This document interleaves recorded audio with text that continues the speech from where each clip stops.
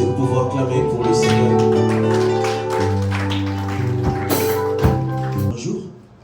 J'aimerais comprendre c'est quoi l'Église. Qu'est-ce qu'est l'Église? Waouh.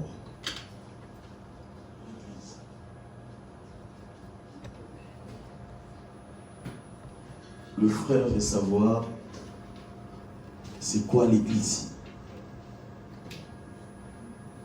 Encore une question?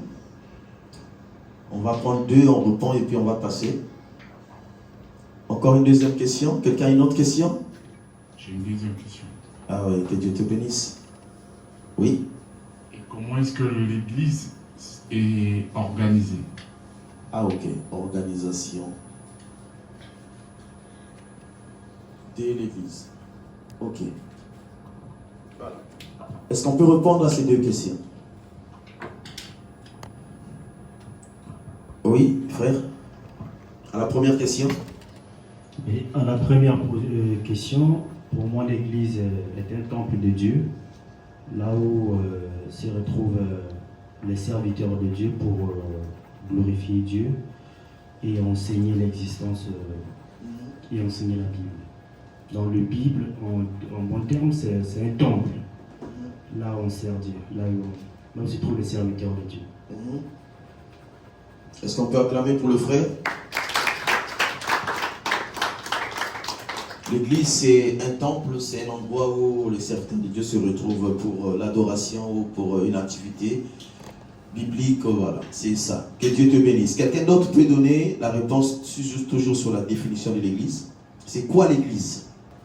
Pour moi, l'église, c'est une assemblée des enfants de Dieu. L'église, c'est une assemblée des enfants de Dieu. Ouais, c'est la même chose. Que Dieu te bénisse. Est-ce qu'on peut acclamer pour la sœur? Quelqu'un d'autre? Oui, pour moi, l'église, c'est une famille. C'est un endroit où on vient prier Dieu. C'est comme une famille pour moi. L'église, c'est une famille. Que Dieu te bénisse. Parce que dans l'église, il y a les membres de la famille. Que Dieu te bénisse. Nous acclamons pour la servante de Dieu. Quelqu'un d'autre peut nous expliquer? J'espère que vous saisissez les réponses. C'est des bonnes réponses, hein? Toutes les réponses sont bonnes. Moi, parler pelo português. Sim, fala. Para mim, a igreja é a união do ser humano. Então, na igreja encontramos várias variedades que faz com que nós nos juntemos e sejamos uma só família. Ok. Pode repetir, faz favor? É o que eu estava a dizer, né? Que a igreja serve para unir. Et à l'église, c'est un endroit où se réunissent. E nesta união que forma uma família. Et c'est dans cette union où on forme une famille. Yes. Deixa ta benção. Merci. Est-ce qu'on peut acclamer pour le frère? Ok, il y a une question, il y a une réponse ici.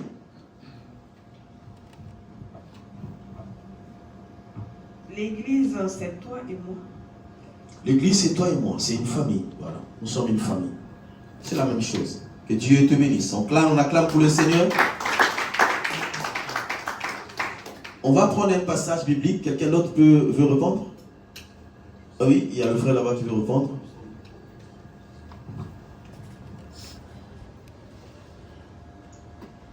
L'église, je dirais, c'est le corps de Christ. L'église, c'est le corps de Christ. Voilà, ça commence à venir. Le corps de Christ. C'est quoi le corps de Christ? L'église, c'est le corps de Christ. Mais le corps de Christ, c'est quoi? C'est quelqu'un ne va pas comprendre le corps de Christ. L'église, c'est le corps de Jésus. Je dirais c'est l'ensemble des chrétiens, de quiconque croit en lui. Voilà. Il faut expliquer ça comme ça. Donc, l'église, c'est le corps de Christ. Le corps, là, ce n'est pas un corps physique, mais c'est le corps mystique, invisible de Christ. C'est-à-dire que tous ceux qui se réunissent au nom de Jésus forment un corps. Donc, chacun de nous représente un membre de ce corps. C'est ça, la vraie définition de l'église. C'est ça. L'église, c'est le corps de Christ. Parce que nous pouvons nous réunir ici. On peut prononcer le nom de Jésus. On peut ou ne pas être une église de Jésus. Vous le savez? Est-ce qu'on peut acclamer pour le Seigneur? L'église, c'est une famille. Que Dieu te bénisse. Est-ce qu'on peut acclamer pour le frère? Merci. Oui, parce que dans les loges, dans ceux qui pratiquent la magie, prononcent aussi le nom de Jésus. Ils utilisent la Bible que nous utilisons. Mais ce n'est pas l'église de Jésus. Parce que l'église, dans sa définition, veut dire appelé hors d'eux. C'est un mot qui vient du grec. Ek, ecclésia. Appelé hors d'eux. Ou j'appelle hors d'eux. Donc, le mot en grec est utilisé même pour un groupement de militaires. C'est une église, l'armée. C'est pas... Parce que la définition cause problème aujourd'hui. Quand on parle d'un rassemblement, ce n'est pas forcément l'église de Jésus. On peut se rassembler, il peut y avoir un conseil de ministres, c'est une église. Mais la différence, c'est... J'ai retrouvé le verset, c'est dans Matthieu chapitre 16 à partir du verset 17. Jésus, reprenant la parole, lui dit, Tu es heureux, Simon, fils de Jonas, car ce ne sont pas la chair et le sang qui t'ont révélé cela. Tu es heureux, car ce n'est pas la chair ni le sang qui t'ont révélé cela. Mais c'est mon Père qui est dans les cieux. Mais c'est mon Père qui est dans les cieux. Et moi, je te dis que tu es Pierre. Et moi, je te dis que tu es Pierre. Pierre, c'est le nom, c'est face. Et que sur cette pierre, je bâtirai mon église. Et que sur ce roc, et que les portes du séjour des morts ne prévaudront point contre elle. Arrête-toi d'abord là. Il y a un sérieux problème là, même avec les traducteurs, parce que vous savez, comme j'ai toujours l'habitude de dire, celui qui veut bien comprendre la Bible, ne restons pas avec ces petites Bibles. Il faut aller loin. Trouver les concordances bibliques, trouver les dictionnaires bibliques. Et s'il y a lieu d'aller en profondeur, trouver les écrits en grec, si c'est le Nouveau Testament. Jésus est en train de répondre à... Tu peux t'asseoir. Jésus est en train de répondre à Pierre, parce qu'il y a une question qui a été posée.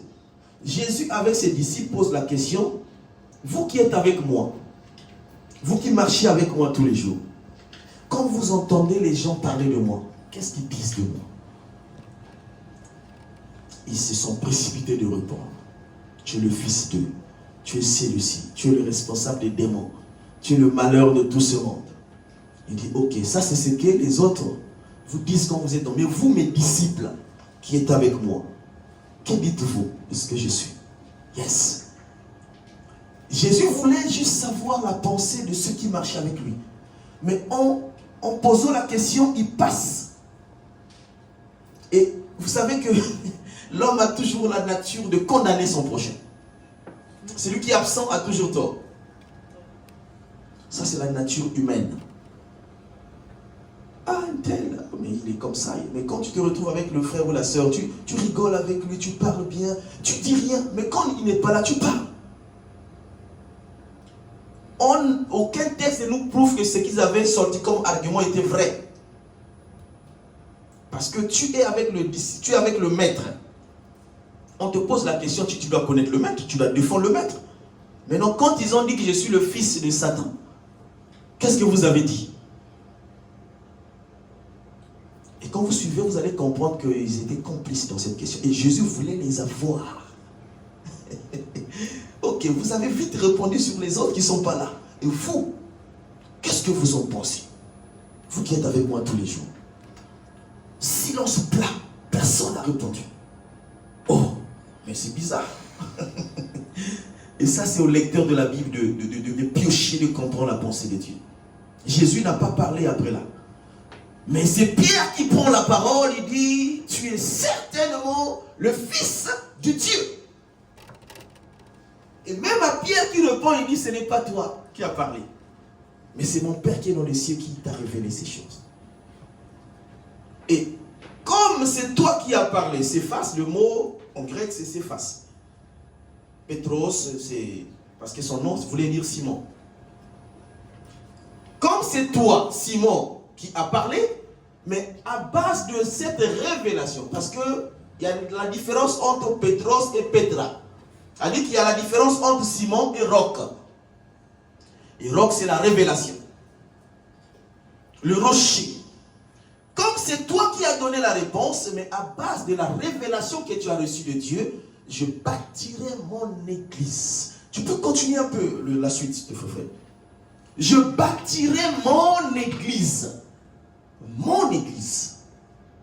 Donc l'église est bâtie sur la révélation de Christ. Révélée par le Père. Est-ce qu'on a compris ça? Non, vous n'avez pas compris. L'église est bâtie par la révélation du Père, par Jésus.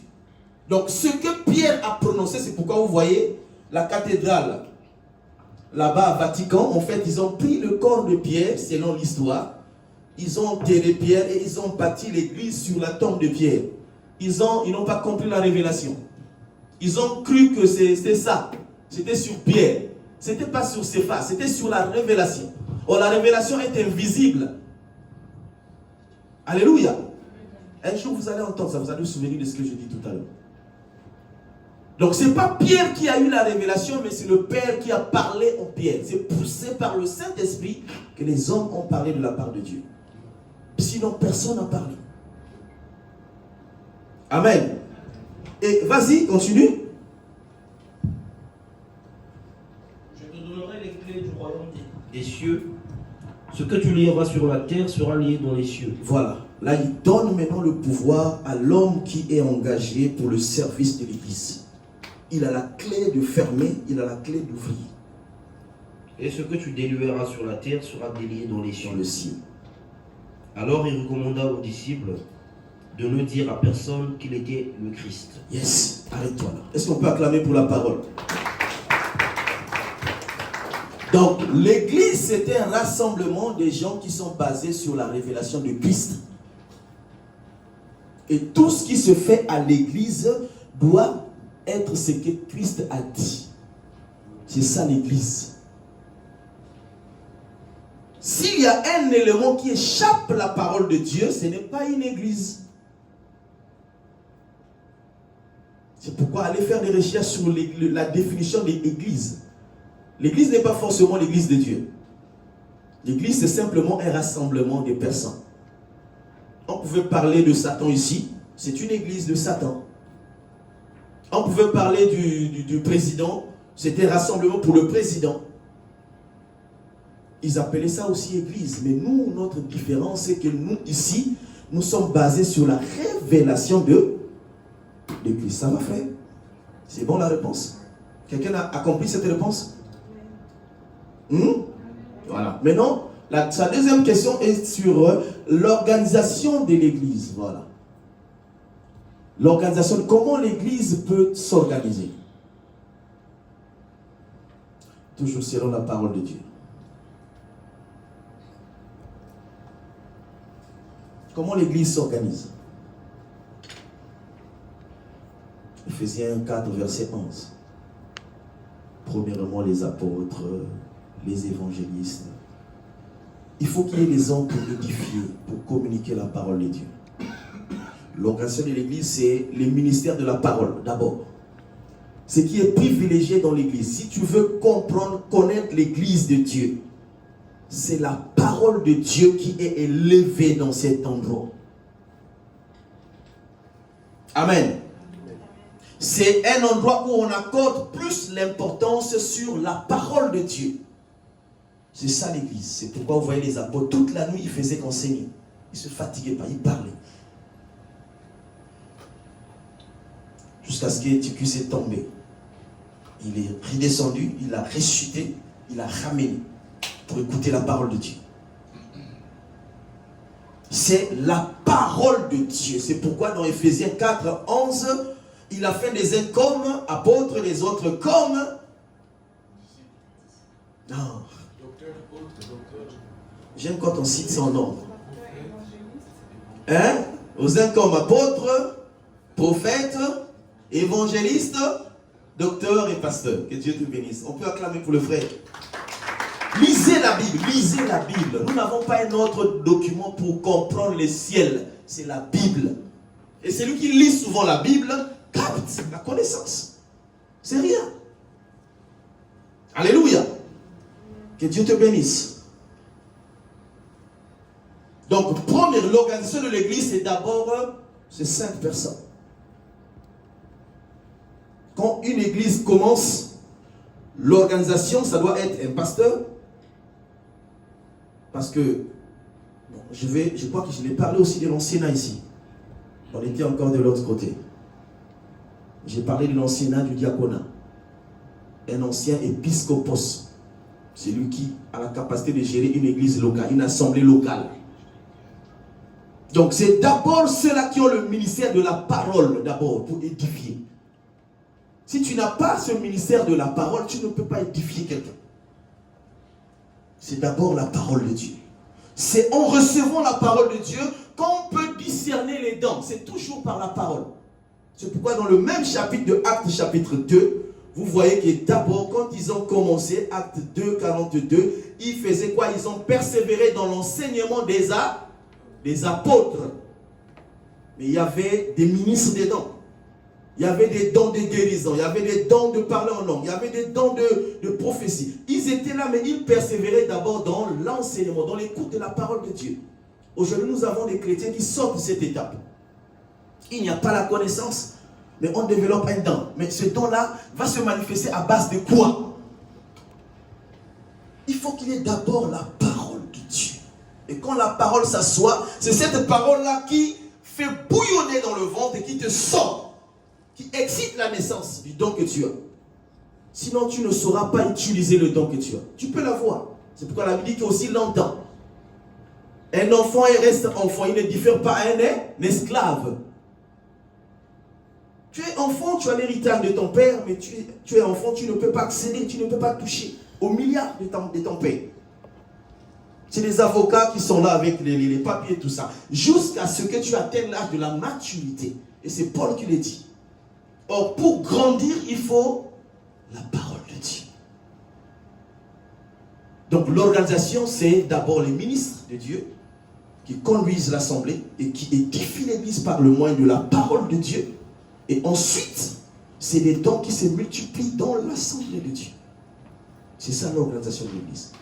C'est les ministres qui nomment les anciens, c'est les ministres qui nomment les diaconats, c'est les ministres qui nomment les dons. Tout ça, c'est les ministres de Dieu qui édifient par le moyen de la parole de Dieu. Et après, l'assemblée locale peut avoir différentes sortes d'organisations. On peut s'organiser tel que nous sommes ici. Bon, voilà, nous, on pense que le culte commence à midi. Ça, c'est nous. On peut penser, bon, que la chair soit à l'axe, au lieu que la chair soit tout au fond là-bas. Ça, c'est notre organisation. Mais pour en arriver là, il faut d'abord persévérer dans... Or, aujourd'hui, la parole est devenue un mal. Les gens ont du mal à supporter la parole de Dieu. Passer du temps sur WhatsApp, 1 heure, 2 heures du temps, c'est possible aujourd'hui. Mais passer 5 minutes à lire un seul verset, c'est difficile. Et ça, c'est une technique du diable. Alléluia. Moi, j'ai mes écouteurs. Même quand je pars au boulot, je reviens, j'écoute la parole de Dieu. Je mets un chapitre, j'écoute. J'écoute. Et vous savez, quand vous enregistrez, vous enregistrez. Vouloir ou non, ça reste. Ce que je vous dis là, ce n'est pas des choses que j'ai prémédites.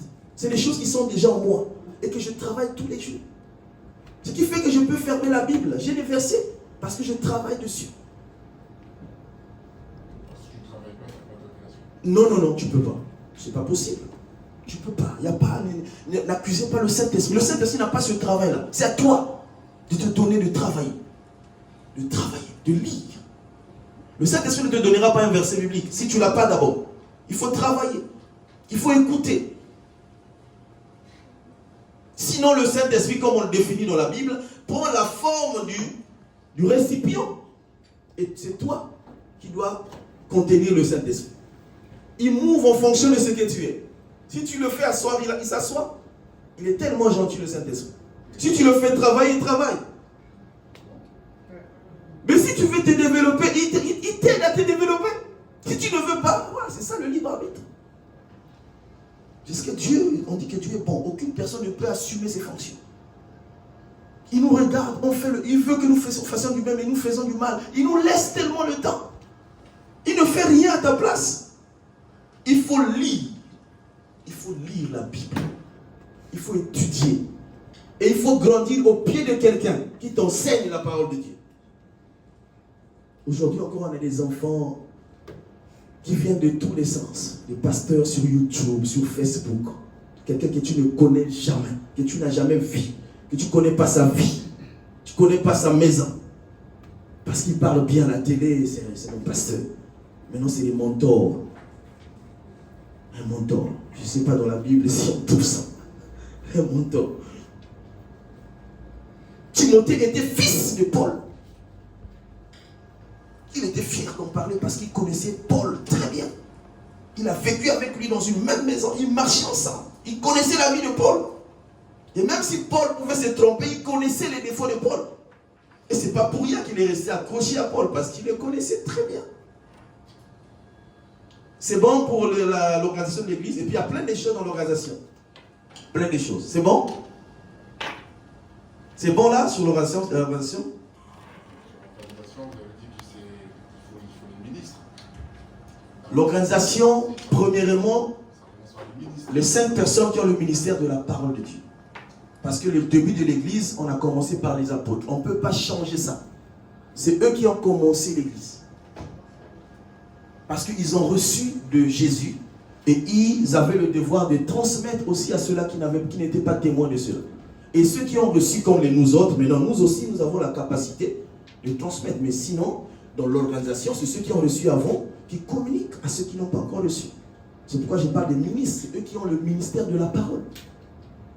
Sinon, vous arrivez dans une contrée où ce n'est ni le pasteur, ni un ancien qui dirige une église, ce n'est pas une église. Ce n'est pas organisé. Une église n'est pas complète. Non.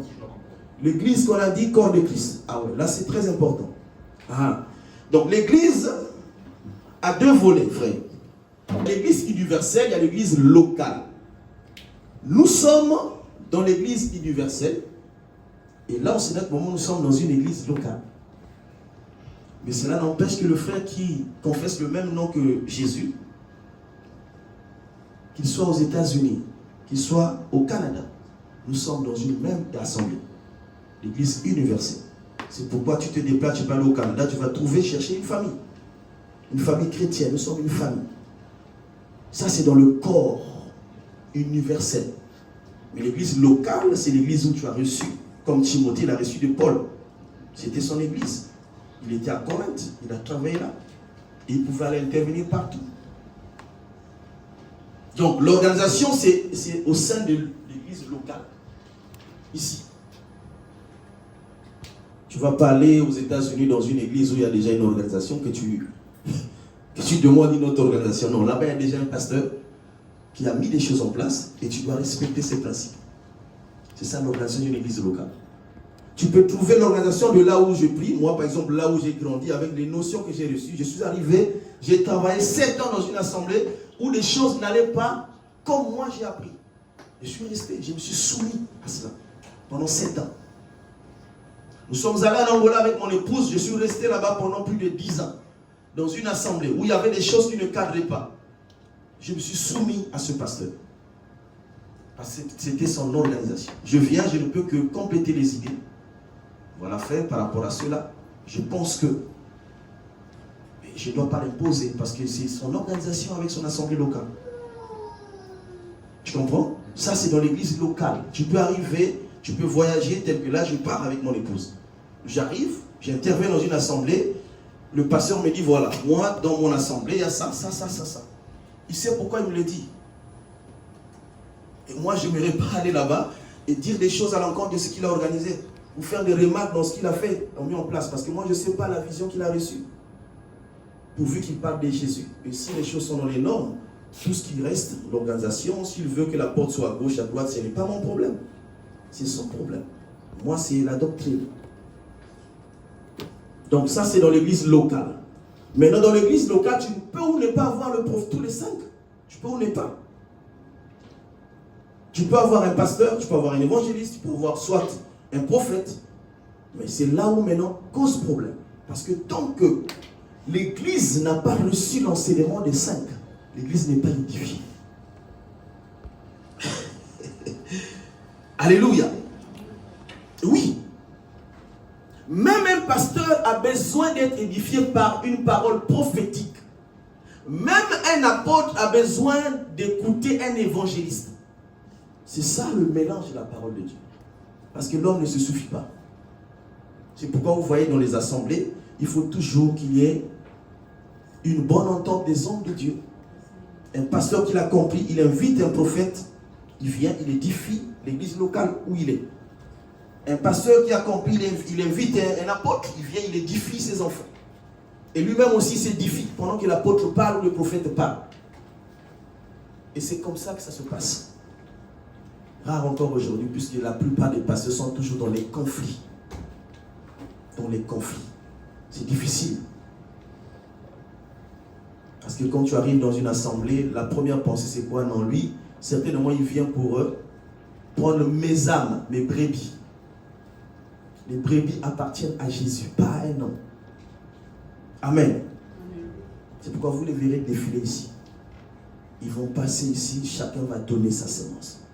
Mais pour celui qui a reçu la sémence, parce que le problème c'est que moi j'ai discuté un peu avec un homme de Dieu. Je dis, mais le problème c'est quoi? C'est-à-dire que quand nous n'avons pas encore compris la mission, on va tâtonner. Il y a forcément des âmes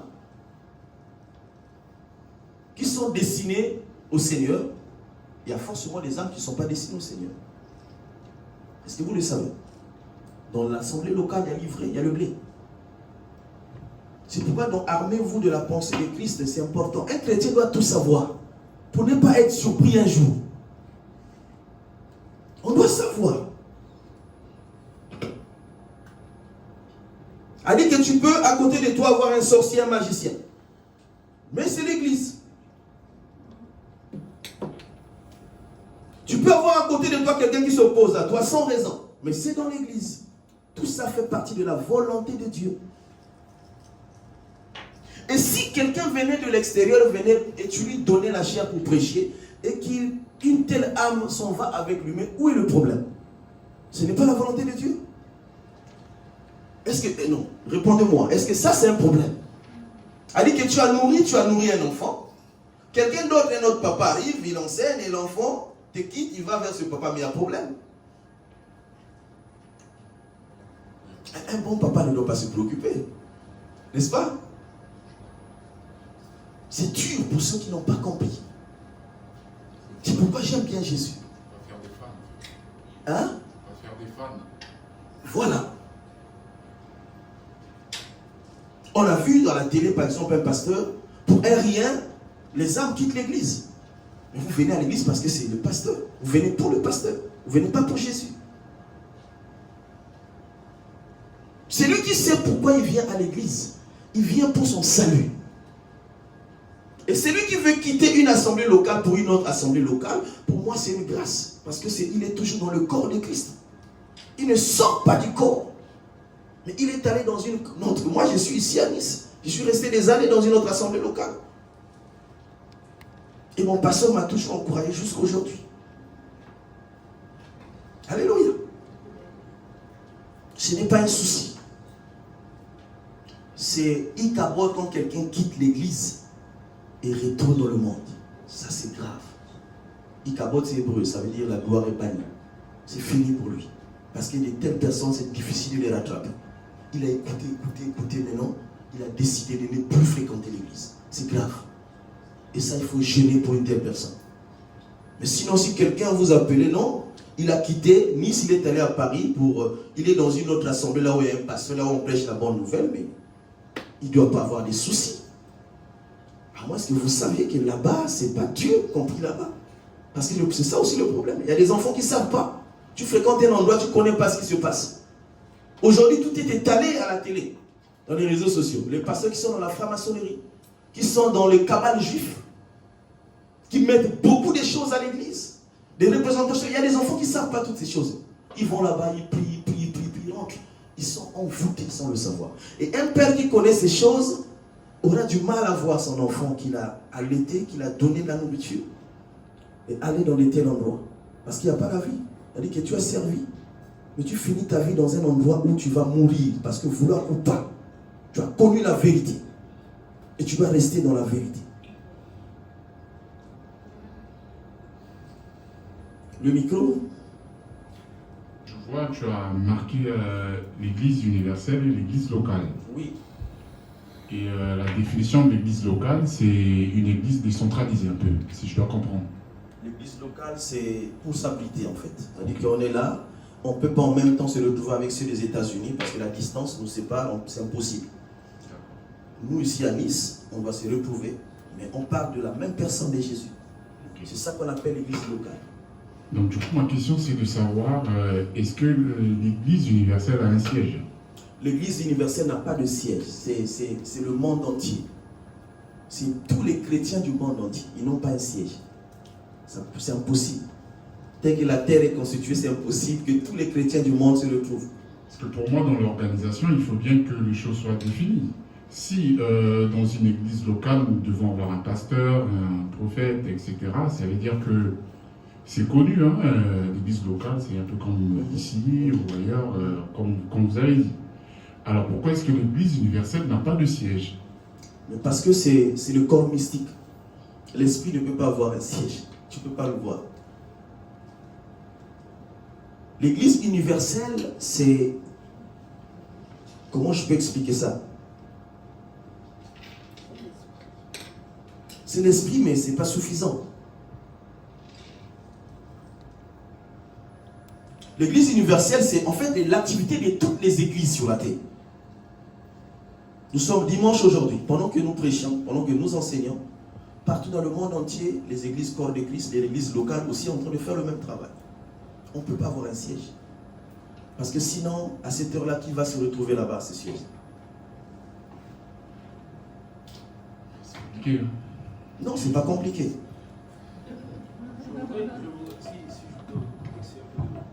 J'ai une idée. Oui, vas-y. Je pourrais essayer un peu d'éclaircir. Oui, vas-y. Je vais prendre un exemple. Juste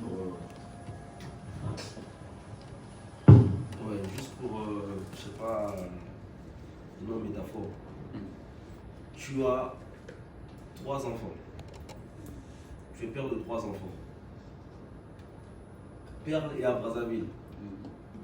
Prenons, je vais prendre le cas, je vais les transformer en nom, par exemple. Perle s'appelle Luna. Elle est à Brazzaville. Ruby se retrouve aux États-Unis. Kaline en Chine, par exemple.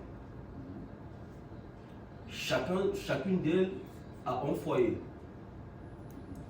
Je ne sais pas si ça peut t'arranger. Chacune d'elles a un foyer. Luna se retrouve à Brazzaville, il y a un Luna en Chine, un autre Luna aux États-Unis. Mais le responsable de tous les Luna, c'est toi le père. Seulement quand ils doivent se réunir en famille. Tu vois. Ouais. C'est bon. Intelligent, mon frère. Amen. Est-ce qu'on peut acclamer pour le Seigneur? C'est bon, c'est compris? Alléluia. Donc l'église universelle, c'est exactement comme ça. Maintenant, nous, l'église locale, c'est comme on a pris Matthieu 16. Donc la révélation, elle est invisible. Elle n'est pas visible. Mais nous, par contre, les hommes sur la terre, on est visible. C'est pourquoi je t'invite, tu viens à l'église locale, tu peux m'écouter. Mais en même temps, nous sommes dans le corps. Le corps de Christ. Vas-y. C'est bon? Ok, que Dieu te bénisse. Est-ce qu'on peut acclamer pour le frère? Il a 3 questions. Ok. Vamos.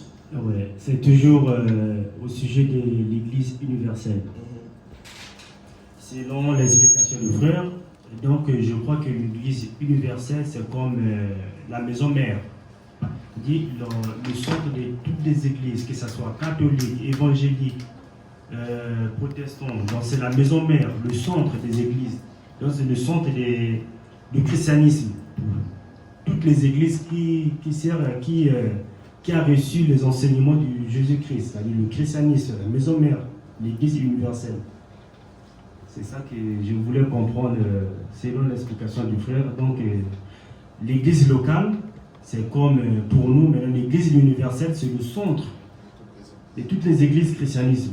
Et qui est le centre? Qui est Jésus-Christ. Voilà. Donc en un mot, on peut dire l'église universelle, c'est Jésus. C'est Jésus-Christ, le corps du Christ. C'est Jésus, c'est le corps du Christ. On ne voit pas. C'est comme des ambassades en fait. Voilà. Ok.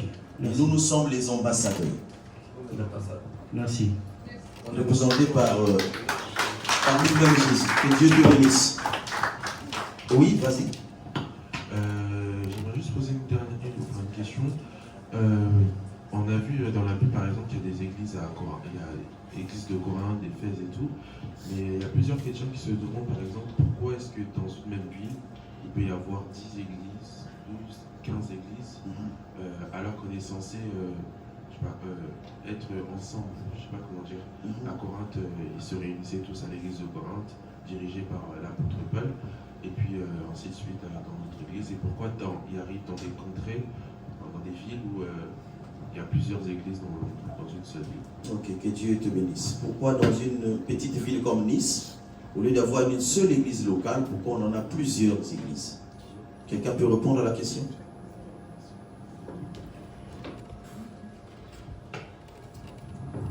Moi, mon avis, je pense, c'est si simple. Je pense que on est tous nés de Jésus et on a la Bible qui nous enseigne. Pourquoi il y a plusieurs églises? Parce que souvent, les églises, certaines n'enseignent pas de la bonne parole. Moi, mon avis, il n'y a pas de... Il n'y a pas le véritable amour quand on va dans certaines églises. D'autres, ils ont leur doctrine. Il faut juste avoir l'esprit, le discernement. Et les églises, quand tu vas, tu ne reçois même pas de l'esprit. Il n'y a pas l'esprit, tu ne sens même pas l'esprit de Dieu. Et pourquoi il y en a plusieurs aussi? Il n'y a pas de véritable amour au jour d'aujourd'hui dans les églises. Il n'y a pas d'entente. On n'enseigne pas de la même chose. On devait enseigner que ce que Dieu a mis dans la même Bible.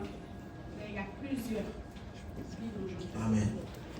Donc, il y a plusieurs églises aujourd'hui parce qu'on a un problème de la doctrine. Moi, vous savez, je prends toujours mon exemple. Moi, je souffre beaucoup. Quand j'arrive dans un endroit où on parle de Jésus et qu'on ne dise pas ce que Jésus a dit, ça me fait très mal. C'est ça le problème. Aujourd'hui, tu arrives dans une assemblée, j'ai vu, par exemple, quelqu'un en train de faire tomber les gens. Y compris, tu tombes, on prie, les gens, ils tombent. Je suis lecteur de la Bible.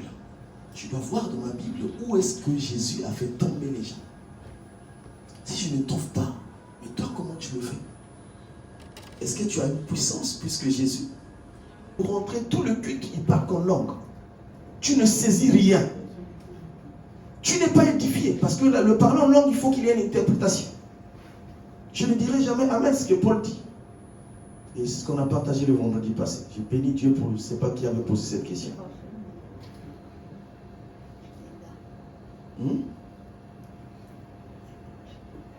Angelina, ok.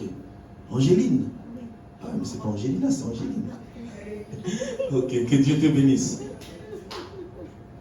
Voyez-vous? Donc, il y a plusieurs assemblées aujourd'hui parce qu'il y a un problème de doctrine et il y a un problème d'intérêt personnel. Aujourd'hui, nous avons la dîme, par exemple. J'ai un grand problème, un grand souci. Parce que j'aimerais bien qu'on partage la Bible. À moins que j'ai une Bible qui ne correspond pas aux autres.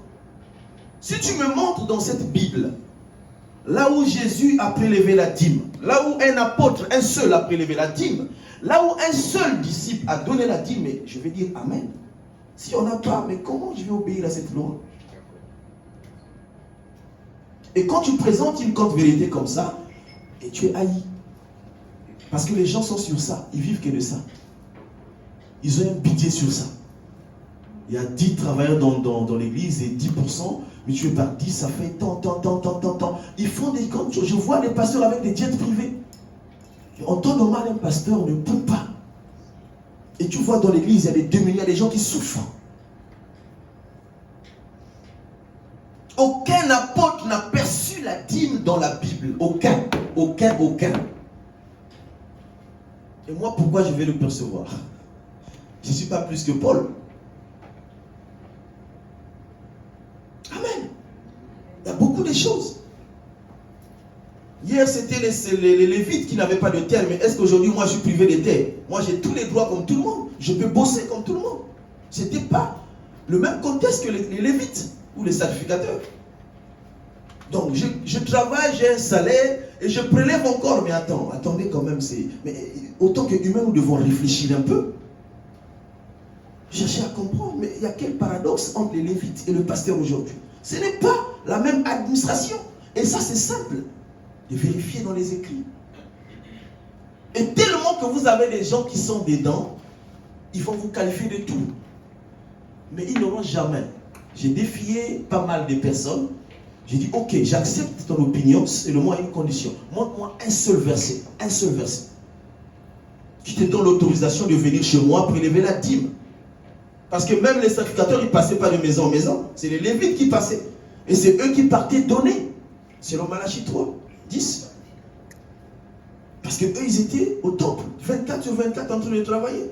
Nous, ici, on n'a que 2 heures, après on va sortir. Moi, je vais rester avec mes enfants. Ce n'était pas le cas des sacrificateurs. Lundi, je vais commencer le boulot. On peut. Donc, c'est un problème de doctrine. Amen. Ça va la question? Ça va la réponse? Ok. Je pense que c'est bon. Il y a encore une autre question? Oui? Il y a une sœur là-bas. En fait, moi, je voulais poser juste une petite question par rapport à ce que tu as dit tout à l'heure. Oui. Par rapport à parler en langue. Je voulais savoir, c'est le Saint-Esprit qui a mis qui a mis ça en... Comment je vais dire ça? Genre, par exemple, il a mis ça en moi et je parle en langue, ou bien ça, c'est quelque chose si on impose, ou bien c'est naturel, ou bien... Ce n'est pas naturel, que Dieu te bénisse. Ce n'est pas naturel, c'est surnaturel. C'est la langue, on appelle ça la langue des anges. Tu ne prémédites pas ça. Tu ne prépares pas ça. C'est-à-dire que c'est Dieu qui parle en toi. Et c'est une langue inconnue. Et nous avons l'exemple des Actes des Apôtres, toujours dans le chapitre 1 cette fois-ci. Ils étaient dans la chambre haute et ceux qui étaient aux alentours les entendaient parler dans les langues qui existaient déjà, dans leur propre langue. Dans la Bible, il n'y a personne dans la Bible qui a parlé dans une langue comme on apprend aujourd'hui. Personne. Il n'y a pas de verset biblique. Si vous retrouvez, vous pouvez. On connaît qu'on partit, n'est-ce pas? Si vous retrouvez un verset, passez-moi le verset. Ils ont parlé des langues telles que il y avait des Chinois aux alentours. Moi, je suis français, je parle chinois correctement. Et les Chinois à côté m'entendaient parler en chinois alors que je n'étais pas chinois. C'était ça. Maintenant, Paul, quand il s'agit des langues des anges, c'est Dieu qui parle en toi. Il veut communiquer un message, soit au peuple de Dieu, ou bien c'est ta prière personnelle avec Dieu. Tu ne prémédites pas ça. Tu peux parler, et tu rentres dans une autre dimension. Tu commences à dire des choses que tu ne maîtrises pas. Mais il faut à la fin, si tu es devant les gens, il faut qu'il y ait quelqu'un qui interprète ce que tu as dit. Ou soit toi-même, Dieu te donnera la capacité d'expliquer ce que tu dis. Sinon, ça ne sert à rien de faire du bruit autour des gens. Ça ne sert à rien. Ce n'est pas biblique. Et c'est devenu une maladie aujourd'hui, même avec les chantres. Quelqu'un il chante en langue. Mais c'est quoi ça? C'est quoi? Chanter, on va chanter en langue. Mais on minimise Dieu. On s'amuse avec Dieu. Parler en langue, c'est un message que nous recevons pour interpréter. C'est-à-dire qu'il peut y avoir quelqu'un qui va décider demain, Dieu parle, il avise. Attention mon frère, attention. Demain, tu risques de décéder, tu risques de faire un accident. Et quelqu'un te dit ça. Et à base de cela, tu te ressaisis. Si tu allais sortir demain, peut-être que tu ne sortiras pas. Parce qu'il y a quelque chose qui sortirait de Dieu. Mais c'est pas toute la journée, on ne comprend rien. Et je vous ai dit d'aller, je ne sais pas si vous avez cherché ça, dans Ésaïe 28, dans la version Semeur, je crois. Non. Parole vivante. Vous allez découvrir ce parler en langue, l'origine de ce parler en langue. Ce sont nos grands-parents qui nous ont mis dans l'erreur. Ils ont mal compris cette parole. C'est pas ça le parler en langue. Dieu ne peut pas parler comme ça. Dieu ne peut pas parler comme ça. Et si nous avons des preuves, on doit les prouver selon la parole de Dieu. Ça va, ma soeur? Donc si quelqu'un parle en langue, Demande-lui qu'est-ce que tu racontes, qu'il t'explique. Parce que si c'est une édification, il doit comprendre. Peut-être qu'il s'agit de ma vie, je dois comprendre ce qui se dit. Sinon, Paul dit, sinon ne répondez pas Amen.